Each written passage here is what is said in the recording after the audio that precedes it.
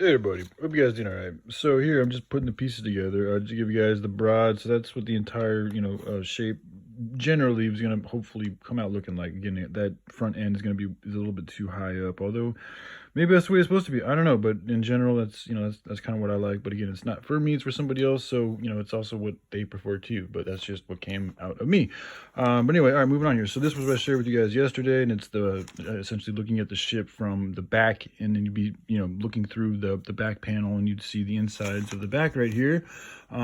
So earlier today, I just went ahead and just decided to share with you guys what it would look like from if you were looking into it from like seeing all this side. So this picture would be showing you what it looks like looking at it from the back end that way, and this picture I'm about to share with you is what it would look like looking into it just straight in from the side. So all right, here we go. So again, we have the 1, 2, 3, 4 decks. We got 1, 2, 3, 4 decks, and this would be the surface level up here.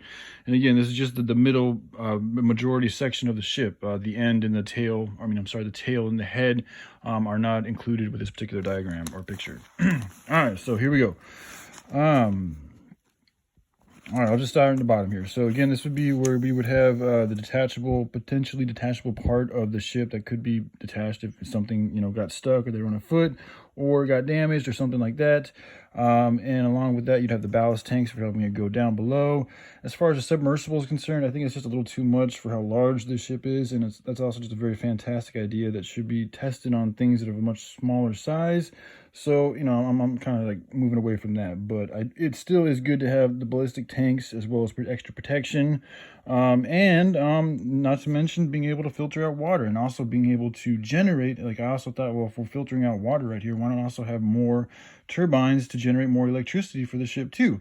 As well, you could also, through this particular part of the ship, I'm hoping that there's a way that you could filter out or desalinate ocean water so that you're able to get your own clean drinking and bathing water just from, cruising through the ocean. So, all right, moving on here. The next deck, we got the engine room. I didn't include that in yesterday's diagram, but again, it wasn't really a full, the angle I shared with you guys was not of a full, wasn't as inclusive as it is here. So this is a better opportunity to share with you guys. And so this would be, again, this is all interchangeable. This is just theoretically how my mind put it together this particular day. But you could have the engine room right here and whatever other types of machines and, hoses and vents and, calculations and gauges and valves and all that is required to operate and maintain and have an engine room and an engine and all this and that. And then essentially this would be, this would be where we could store all of the hemp supercapacitor batteries. Yeah, you could just, you essentially just have a room with shelves, just a bunch of you sort them out between what levels of charge they have, but it would just be a bunch of hemp supercharged batteries. And, just having an abundance of those in case something ever happens, or you happen to be in a place where you're not able to get sunshine or something happens with your solar panels or whatever. It's always good to have an abundance. You can also share these with other people who don't have the means to produce their own clean electricity too. So, having more is good sometimes, especially if it's good stuff. And then over here we got, I also thought like the biodiesel, it's not, there's a lot that goes into it, and I'm still doing a lot of research. People say it's not good because it's not arable land, but that's not really true because hemp is a food, and the reason why they're downing on hemp is because they're saying it's not a food crop, but it actually is a food crop. It's just you got to use it that way. But anywho, economically, they say it's not a very viable solution or way to produce, fuel for your engines. But I don't know. I think that's a bunch of BS. It needs to be done a different way. So I'm all about using biofuel to help propel the vessel as well as other machines too. But you don't have to. But if you wanted to, you could just have yourself a nice fat reserve of biodiesel fuel made from potentially your own hemp fields if you had some. And so they could go right there. And then moving right along over here, this would be your, what is this? The water turbine generator. Filtration / distribution on board. Okay, yeah, so this is where essentially the desalination plant, like you'd have to have an area where that process could go down. So I decided just to put it right here. But again, this is all very interchangeable based on the preference of the owner. And, it's whatever they think is best is obviously going to go best. But, if... So anyway, moving on. The feng shui is what I was going to say. It's like hopefully the owner wants the best feng shui, because that's just going to give them the best feeling and best overall atmosphere and energy flow. But again, it's not up to me. So this is just sharing what I've put together here thus far. And I actually didn't put a lot of like premeditated thought. It just kind of comes to me, and I just put it where it comes to me at that moment, and then I move on to the next area, and whatever comes to me in that moment, I move on until I kind of have something done. So all right, let's move on here. So this would be storage. These would just be a bunch of storage lockers. And again, this could be, you could take out a bunch of these lockers, or you could add in more of them if you needed to, or you could put in other machines, other parts, whatever need be to help make whatever situation one happens to be in or is going to be going in as good as it can be. So, all right, now moving on. So over here, as I said yesterday, we would have the stairwells, and then so because this is dealing with engine room and storage and all different types of like technical and like, security type stuff for the ship, decided to make it non-accessible to the general public. Like there'll be some type of a alternative way to get down there for maintenance reasons and for to get storage and thus in this. But essentially, yeah, the main general public will be allowed to, essentially the second floor is going to be mainly for them, and then they'll be able to go up and down from the first floor and the second floors through these stairwells, and also to the top deck, which is up top here. So yeah, essentially this would just be, where did I say this room was? Sorry, sometimes it's hard to keep track of everything. I'm not sure exactly what this, I changed it. That's why, I mean, again, this is all very interchangeable. So multi-purpose room, you could have shops, you could have the kitchen over here, you could have a little restaurant if you wanted to, you could have, have an area for an armory and an arsenal, and also like a surplus of goods and foods and things that, medical supplies, things that could be used for emergency situations. But it's all interchangeable, like whatever works best. You could have, the restaurant over here if you wanted, or you could have a lounge center, a living area, multi-purpose room, which could be you could make a little makeshift, hospital or medical area or whatever it may be, a little library.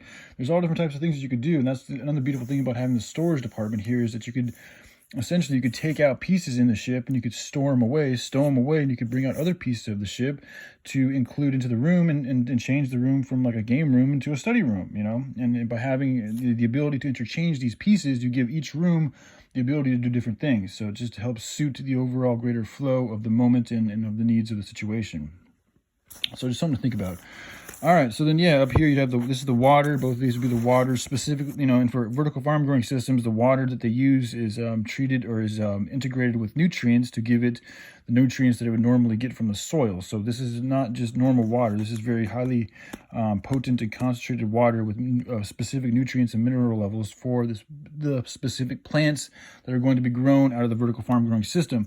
And I also decided to, you could have a clear, I thought about it with the vertical farm growing system, like the grow lights can be very bright, so it could be very obnoxious and like even painful potentially to people walking up and down the stairs to be around that very bright growing light all the time from the vertical farm growing system. So I thought, why not just put a wall there so they don't have to see it, and then they could have their own area right next to the edge of the ship. And you could also have glass windows right here made out of hemp, I should say, because you can make windshields out of hemp, so you should be able to make a glass out of hemp.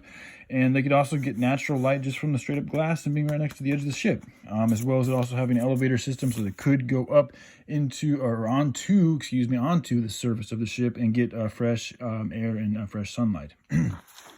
So, all right, these are the stairwells I talked about before.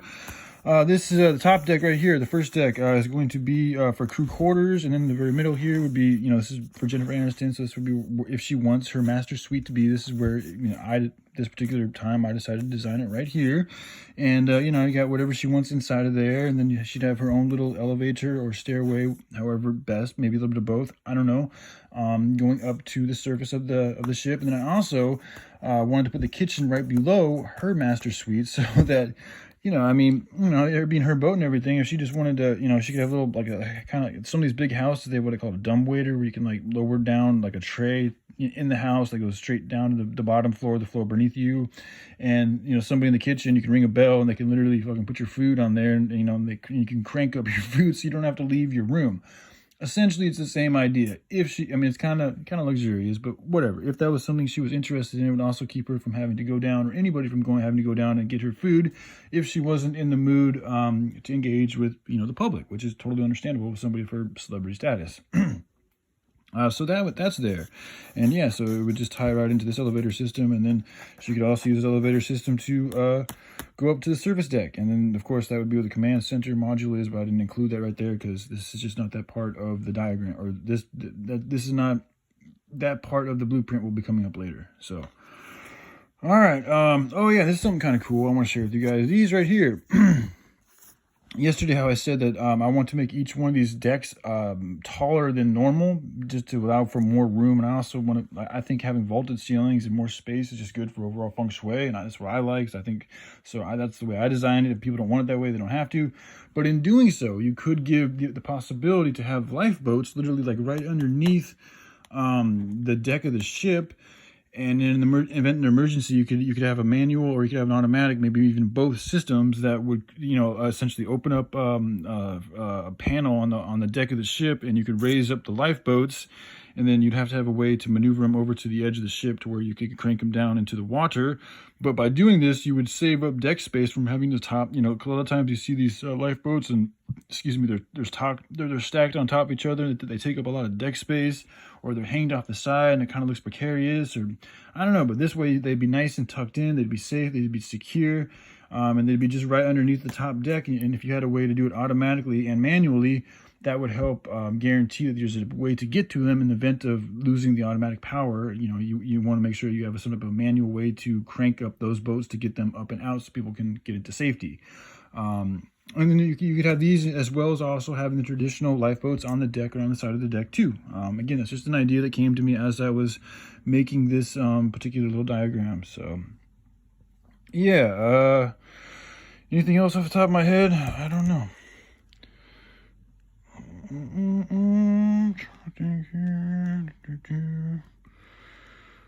I think that's it for right now. And the vertical farm growing systems, another reason why I'm so keen on having as much abilities to generate electricity is because they do require a lot of the electricity. So having as much ways to generate electricity as we can just goes to having a better and more ably or capable functioning vertical farm growing system. So yeah, all right, I think that's it for now. All right, love you guys. Y'all take care. Bye.